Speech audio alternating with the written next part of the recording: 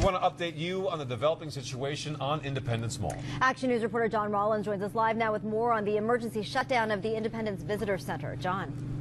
Right. Well, the Visitor Center remains closed at this point, Nydia. It's been closed, we know, since about 20 minutes after the hour.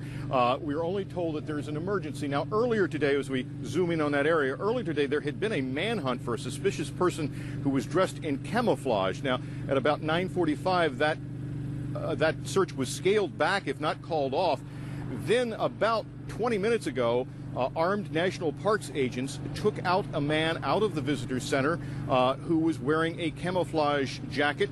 We talked to him. At this point, he was the only one who would talk to us. The agents would not talk to us. He said he was an architect from here in Philadelphia and that he had been in the garage of the National Park Service for some time and that he feared he was being sought by or persecuted by various government agencies.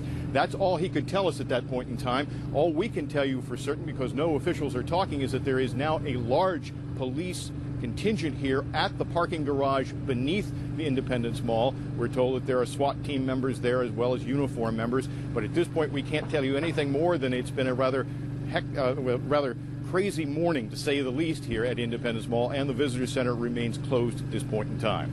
Live at Independence Mall, John Rollins, Channel 6 Action News. All right, thanks for that update, John.